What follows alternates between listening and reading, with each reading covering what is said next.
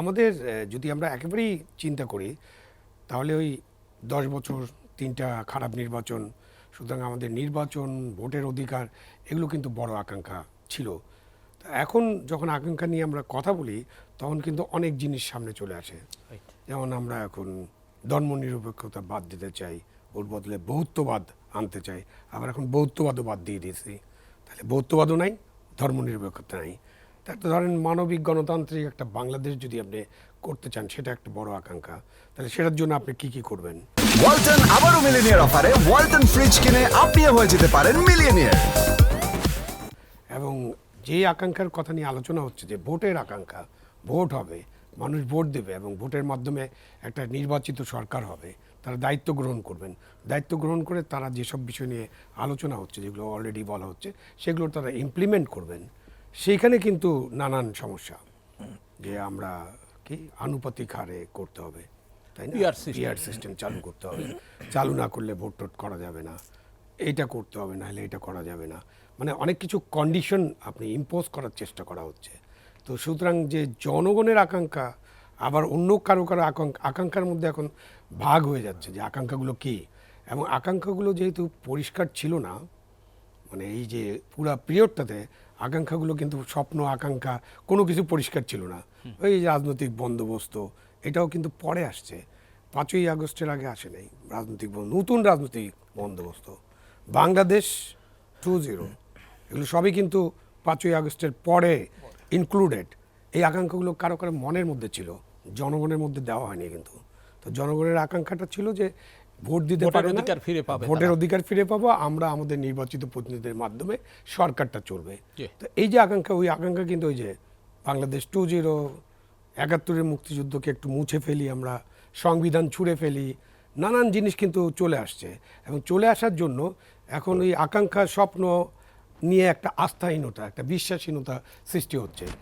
কিছু অগ্রগতি হয়েছে, এই ব্যাপারে সন্দেহ নাই, কিন্তু ফাইনাল চূড়ান্ত বিচারে এখন পর্যন্ত আমরা জানি না আসলে ভোটটা কখন হবে। ভোটটা কি আদৌ হবে, নাকি ভোটটা ডিসেম্বরে হবে? ডিসেম্বরে তো এখন হবেই না, এখন ফেব্রুয়ারির প্রথমার্ধে হবে। কন্ডিশন সম্পূর্ণভাবে প্রস্তুতি নিতে পারলে এই যে এপ্রিল হবে জানি না, জুন হবে সেটাও জানি না, মানে এইগুলো জানা যাচ্ছে না।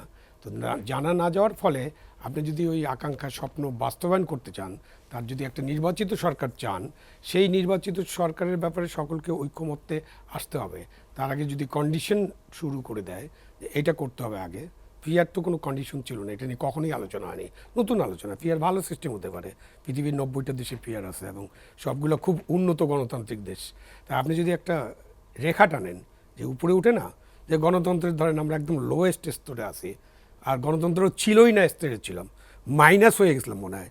যদি আমরা সমান্তরাল রেখাটা নিই, আমরা নিচে চলে গেছিলাম, তাহলে তো প্রথমে আপনি সমান্তরাল রেখা যাবেন, তারপর একটা ভালো গণতান্ত্রিক সুশাসন, মানবিক বাংলাদেশ, গণতান্ত্রিক বাংলাদেশ করবেন, সেখানে যাবেন। যাওয়ার পরে আপনি না আরেকটু উচ্চ উল্লফনে যাবেন। এখন যদি আপনি ওইখানে এক লাফে পৌঁছতে চান, তাহলে তো সেটা হবে না। সুতরাং এইসব আকাঙ্ক্ষা স্বপ্ন নিয়ে অনেক আলোচনা হচ্ছে, কতটা বাস্তবায়ন হবে, কতটা বাস্তবায়ন হবে সেটা তো আমরা জানি না। আর ওই অর্থে বললে সাধারণ মানুষের আকাঙ্ক্ষার সাথে আকাঙ্ক্ষা নিয়ে কোনো আলোচনা নাই। এটা প্রিন্স ভাই তো নিজেই বলবেন যে এই আন্দোলনে কিন্তু শুধু ছাত্ররা অংশগ্রহণ করে নাই, এই আন্দোলনে অনেক রাজনৈতিক শক্তি অংশগ্রহণ করেছে।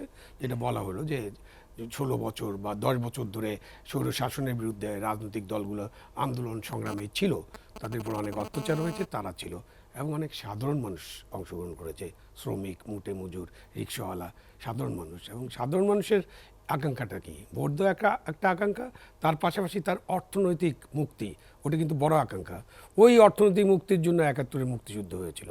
54 বছরে সেই অর্থনৈতিক মুক্তির ধারে কাছে আমরা পৌঁছি নেই। দেশের অর্থনৈতিক উন্নয়ন হয়েছে, কিন্তু অর্থনৈতিক উন্নয়নের মাধ্যমে অনেক ছোট মানুষের পরিবর্তন হয়নি, সাধারণ মানুষের ভাগ্যের পরিবর্তন হয়নি। হ্যাঁ, আপনি বলতে পারেন 71-এর আগে আমি যখন মাঠে থাকতাম তখন দেখতাম যে নেংটি পড়া মানুষকে দেখছি। আমি দেখেছি যে আমাদের মারা বোনেরা একটা দুইটা শাড়ি, ওই শাড়ি গোসল করে পুকুর পাড়ে ধরে রাখছে, বাতাসে শুকাচ্ছে, সেটাই পরবে।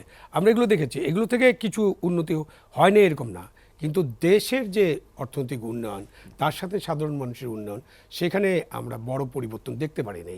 এবং দুঃখজনক হলো সত্যি যে আমরা রাজনীতি, ভোট, পিয়ার এবং নানান বিষয় যত আলোচনা করছি ওই আলোচনাটা আমাদের মাঝে নাই। এবং ওইরকম কোনো সংস্কার কমিশনও গঠন করা হয়নি যে এই সাধারণ মানুষের অর্থনৈতিক মুক্তির জন্য আপনি কি করবেন, স্বাস্থ্য খাতে আপনি কি কি করতে চান, সেগুলো নিয়ে তো খুব বড় আলোচনা নাই। শিক্ষা নিয়ে তো কোনো সংস্কার কমিশন গঠনই করা হয়নি। শিক্ষার কি হবে, যে অবস্থা শিক্ষা প্রতিষ্ঠানে সেটা আলোচনা করলে আমাদের মাথা ঘুরে যাবে কি অবস্থায় আছে শিক্ষা প্রতিষ্ঠানগুলো। এবং যে অবস্থা দেশের যেভাবে মবের রাজত্ব একটা কায়েম হয়েছে, তো আকাঙ্ক্ষার সাথে মবের রাজত্ব আমি আসলে মিলাতে পারি না। কারণ এর আগে মব ছিল এটা রাষ্ট্রীয় মব, ক্রস ফায়ার, নাটক, গল্প, গুম খুন, হ্যাঁ, এরপরে আপনি আয়নাঘর, এই সমস্ত কিছু ছিল। এখন কি হচ্ছে, এখন আমি পড়ছিলাম যে এই গুলশানেই তো একটা মব, কোনো হোটেলে দুজন নারীর উপরে তাদের আক্রমণ হয়েছে, তাই না? আমরা মব দেখছি যে কোনো সময় একটা মবতন্ত্র, এবং মবকে কিন্তু কোনোভাবেই ঠেকানোর চেষ্টা করা হচ্ছে না। মবটা মনে হচ্ছে যে সরকার মব ঠেকানোর ব্যাপারে বিশেষভাবে উৎসাহী নন। তারা চান মব থাকুক, এবং মব থাকলে তাদের জন্য কি কি সুবিধা হবে এটা আমি জানি না, বাট এটা নিয়ে আলোচনা করা দরকার।